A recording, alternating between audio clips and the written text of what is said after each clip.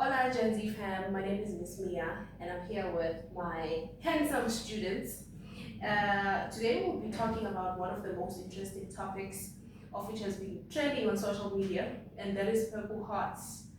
The topic is we'll be elaborating more on gender-based violence, and I just want to hear their views and ideologies regarding the whole concept, because these people are the building block of the future. And if we want to have a beautiful and successful future, we should make sure that we groom them now while it's still early. So, with no further ado, let me just give them an opportunity to introduce themselves. Hi everyone, I'm Siabo. Welcome to the show. Hope you get to learn something from us today. And yeah. Salmanan, how are you guys? My name is Jada and I'm Jada, and the topic for today is Purple Hearts and GBV. Stay tuned, guys, and it's nice here. I go by Samuel Kabomo. Yeah, that's what I can say. Oh no, not oh no. So before we start, can we just have a quick cheers? Cheers for Purple Hearts. Yeah. Why are you cheers something that you're not drinking, Chief? You don't drink more fine. Okay, we cheers for Purple Hearts. We cheers for women and for a great episode. Yeah. Cheers. Cheers. Nice one. Yeah. So, Singapore's cut. This thing is just gonna be easy and brief, and I just want you to be yourself and answer the best way you can. There's no right, there's no wrong. At the same time, we're all still learning from one another. So the first question that I have for all of you is that when you hear the term Purple Hearts movement, what comes to your heart? On social media, people are busy talking Purple Hearts. Let us all put profile pictures of purple. Let us paint purple everywhere. What comes to your mind? What comes to my mind, is what baby down. Yeah, some are not treated well. Okay, many of them are not treated well, and sometimes they can't speak about it. So yeah, it's the abuse they get from certain people. Okay.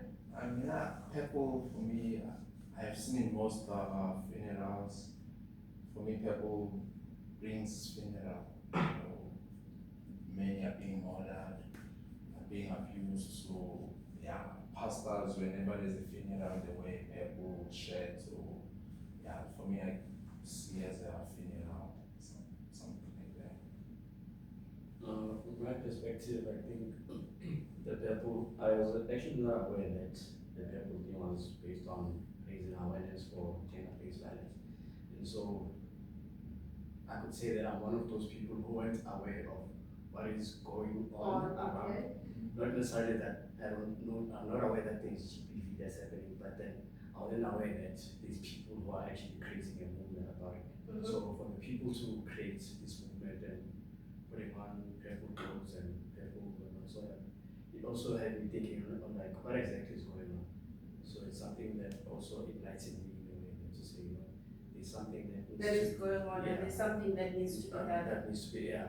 Oh, that's beautiful. I like what you say. However, I would like to flip it a bit and say, in your perspective, purple means death of gender-based violence, death of women abuse, women and children abuse. So when we are displaying this color purple now, we're saying that we are killing, we are assassinating, we are funeraling this whole thing. I like that. So my second question would be that, what does gender-based violence mean to you personally? Understand that we have views from other people. Okay? We've got the views from our society, from our families, from our friends, from social media, from everywhere. But personally, what does gender-based violence mean to you? Gender-based violence for me, I don't know how I can say, but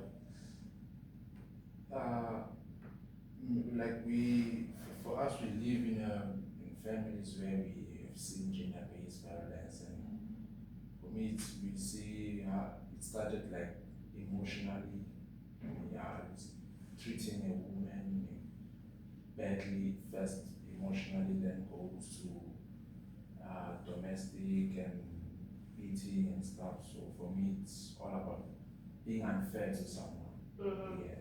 Well, that's nice. That's nice. I'll take that. For me, I won't lie, I don't know. I don't know because I haven't seen or I haven't experienced it before. And I don't know people who have been, my circle hasn't been through that, so I wouldn't know where. But then I'm willing to learn about it and know how people feel about it if they went through such things. Mm-hmm. Yes, ma'am. For me, gender-based violence is just to be straight to the point. It's like abusing your power, having power over someone, and then abusing that power into getting what you want. Mm-hmm. But most of the time, I think it's based on like male against female. Usually, when men tend to abuse women because of what they have. So let's say women depend on that guy, and then he knows that that woman depends on me, so I'm gonna make sure that I abuse that person. If you does not listen to me, then until it gets to a point where the guy decides to either kill her or whatsoever. So that's what I understand from gender-based violence. Oh, that is actually nice.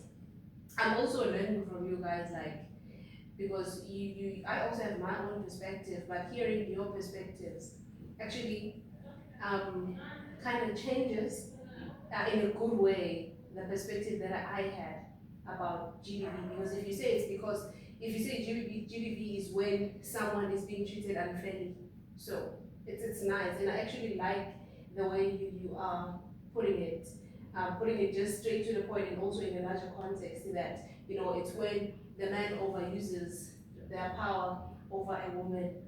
That is really eye opening. My third question is that uh, how do you feel when you hear stories of women being abused or violated in our society? I'm sure you guys have also seen these trending stories of women being found killed and raped, women who are going to press charges because they're being abused at home.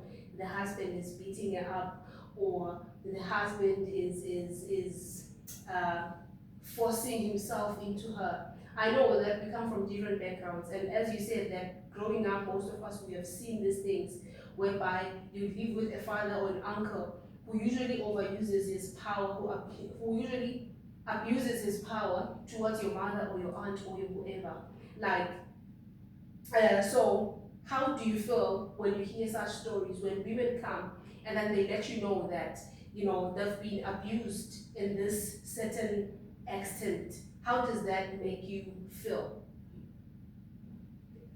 For me, I'd say it makes me feel like sickening in other ways. But then sometimes majority of women that are maybe like when they're talking online, you can hear that the person is like they don't have an option.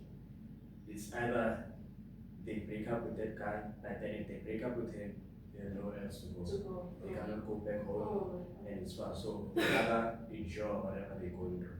And so sometimes it's like it's hard for you to do anything at the end of the day because like what are you gonna do also? You cannot say, okay, come and stay with me for you to be safe from that guy. And even if that woman reports the guy to the police, it's a matter of that guy gets arrested, what happens to the woman? She becomes homeless, so I'm gonna take care of that.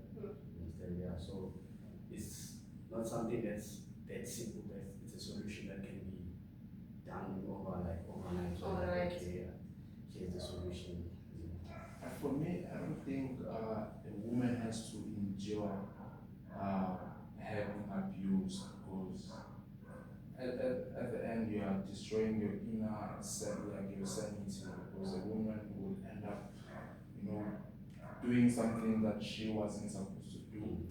So I would rather say that, if you are being abused, you tolerated the first time, second, third, it's time to go find something, because there's no woman in this world who doesn't have something to do. You have a talent, you have something to do, work on it, and then then, because for me, I have seen, my parents, they are fighting and stuff, but they end up, going separate ways. They end up going separate ways. My dad is doing his thing, and my mom, she's also doing her thing, but it doesn't mean that a woman has to stay there and tolerate, But now, I have a question. What do you have to say about a woman who says that, you know, I'm far from home? You get my point. I'm far from home. I'm not working. I have nothing under my name. Like literally, I have nothing under my name. I'm really surviving through him. He's the one who's buying food for me, buying everything for me, but he's violating me so much. He's abusing me so much. I can't say I'm going back home because if I say I go home, where? And how will I get there because I'm far from home? So how would you advise, like straightly say, not to the woman, because you know what? One fortunate thing that I've actually seen is that people often have a lot to say about women, but have less to say about men. You get my point. So that we don't deviate from the question, we're still coming to this, so that we don't deviate from the question. If a woman comes to you and they tell you exactly what I've just told you now, that you know what, it has been hard for me. I don't know where to go. It's hard. I'm surviving through this person. He's the one who is making ends meet for me. I'm far from home. How does that make you feel personally, as a young man growing in this world? How does that make you feel? For me, I would feel very bad, honestly, because if like I get to meet a woman who wants to leave, but she's depending on the guy. If I have any means to like help, I can help her set up a business where she'll be able to support herself. If she has children, there I don't know how it's going to be, but as long as you have something that you can set up for it, plus the government are mostly in favor of women, because you can go to the government, they can help the woman to Start their own business. stand on her feet, to move out of an abusive relationship. So it makes you feel bad. It's very bad, yeah, honestly. Nice. So Jada, Yes, my dear. how does it make you feel? Yes, madam, it's hurtful. Because for me, madam, it's a thing for me. Let's say she comes and tells me, oh, okay, this and that just happened. I'll feel very guilty because of I don't know how to help her. I don't know what to do at the moment. And I wasn't there at the moment. So I'll have that guilty conscience. So I should have been there. But then I wasn't there. And how could you be there? Exactly. What if outside thing is the sticks, now I can handle my or that's it feels very terrible, man. But now, let me make this to be more personal. How would you feel if it was your sister? You are now clip the problem. Yes, I would but I'll deal with him Accordingly. Accordingly, man. I get your point. When and now I'm afraid now, man, because I actually have a little sister now. Yeah, and if you think that she's growing up to this kind of environment, like it's sickening. And also, the thing is, what if she doesn't say, say anything? Because there's women who go through a lot, but they won't tell you anything. Yeah. But you see who this one is not. You just see with a coffin. Yeah. Then you just see when it's funeral time. It's not nice, yeah. It's not really nice. So, I think this is the most interesting question that I have to ask you guys. That, in your own perspective, where do you think gender-based violence starts? Does it start at home? Does it start at school? Does it start at social media? Where do you actually, or in relationships? In your own personal view, where do you think it starts? For me, everything starts at home. Okay. Yeah.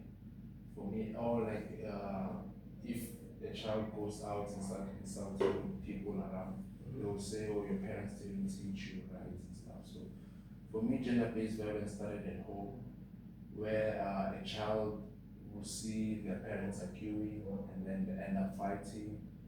So, and then the child will now take that mentality. If it's a boy, like, oh, my father beat my mom and stuff, you go out and start bullying other women outside there. So, it's a thing of the trauma that the child has. Grows up with. Yes. Plus, if for me, honestly, I can say I've seen all of those stuff, and they just say it's in my subconscious, not in my consciousness. You see, like if I end up having a woman, I will like fight to not awaken that subconscious waves that I've seen my dad beating my mom, all those kind of stuff there. It's just know how to control, like especially to men. You have to go to therapy or mental what is this institute where they can learn how Help to you, control yeah. how to control their anger and stuff. So it starts at home. It started home. Not. It's okay, man. I'd say some. Okay, let's say it might happen that the brother comes from a sweet home now, but he has anger issues, like daily issues. It happens. So I'd say sometimes it starts on how you guys speak in a relationship when you're fighting. If a brother can say a swear word right now while you're fighting, as time goes, it will be swear words, then comes to action. Because if you can detect how a brother speaks when talking to you, it's very easy to detect, okay, this one might lead to, if he's, no, especially when he's angry, guys. So there's brothers who speak like verbal, like wrong. That's crazy. Yeah, he gets things out. Called Wabona, yo, this one if he gets angry, he starts like once you hold something. That's how you see holding. This one I have to be but it's still in. Then sometimes you can't because of love is a deep thing for other hands and brothers, but then sometimes you have to detect, oh, this one is not for me now. So sometimes it does not start at home. Yeah, sometimes it doesn't start at home. Okay.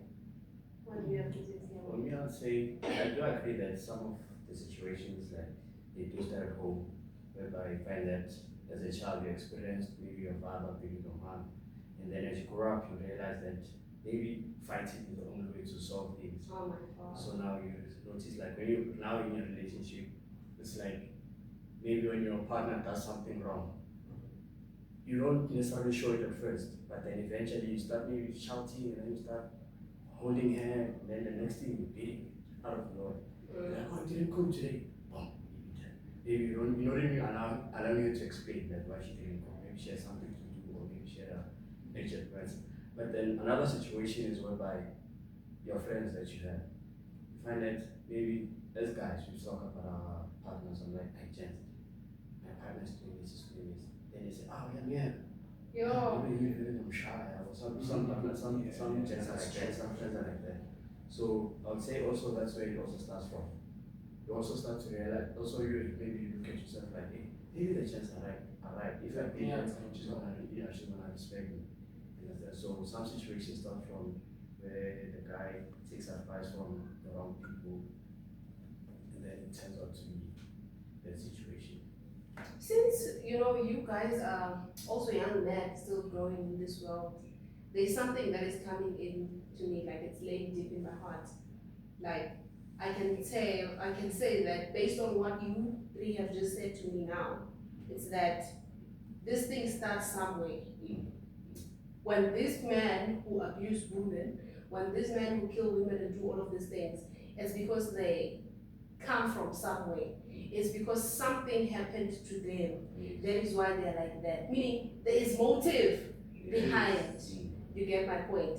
But now, if we could, try to enlarge the spectrum, I wanna lighten up something in you guys.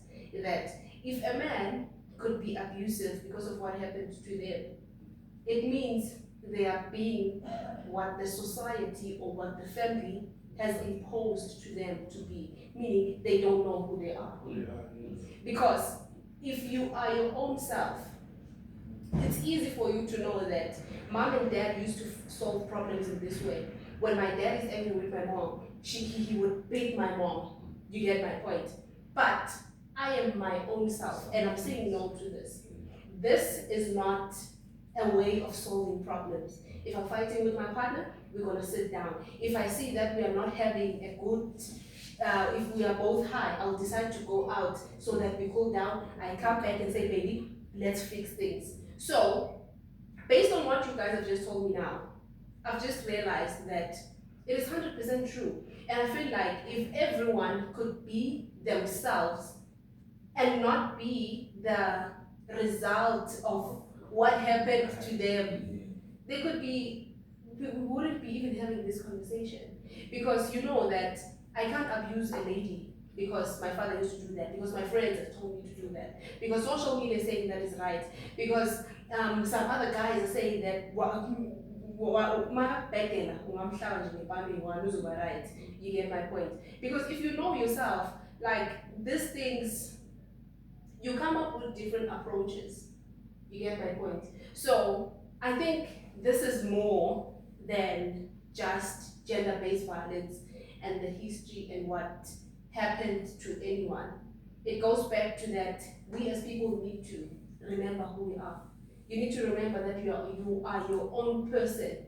You get my point. You can't be raised a certain way, but when you come of age, you see that this is really not working for me. It's making me to have a partner that it always has got bruises and all of these things. So I should not do this. So with that being said, I'm giving you guys an advice. Believe you me, an advice is just an advice. It's up to you if you take it or what. But I advise you to take this one. Be your own selves. Be your own man. Because as you grow up, you have got different backgrounds and different histories. You get that? A lot has happened to you, a lot has happened to you, a lot has also happened to you. So now if you are gonna say, I am gonna live just like my dad lived, just like my friends have lived, just like everyone has lived, it means you are also gonna contribute to this thing of gender-based violence. Yeah.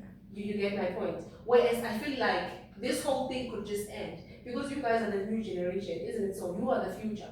So if we could work with you guys now while it's still early, by the time you're married, you would be very, very far with life. Besides that, you wouldn't think that it's good to beat up a woman or to abuse a woman. And I think, I don't know, what's the time there for the video? 20 to 55. Okay, I think let us wrap this episode and then we're gonna come back again because I still have some other questions. We are not really done. But remember, what do you take from this first episode? You be your own self.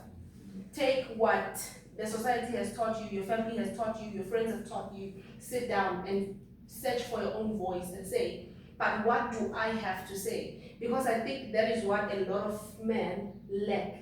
You get my point? They result into beating up women, into abusing them emotionally and all of these kind of things. But they don't sit down and say, okay, I understand. This is what has been done. My father has been doing it like this. My friends, the society and everything. But what do I have to say? How will I do this? Because the day you forget that you are your own person and you also have your own voice, you will be like your dad. You will be like the society. So I guess we can wrap that one. We will come back again with episode 2 just shortly. Please bear with us. I hope you enjoyed the episode. Comment down below and make sure that you follow, you like, you subscribe, you share for other young men who might want to see this episode. Yes, stay tuned, we'll be back.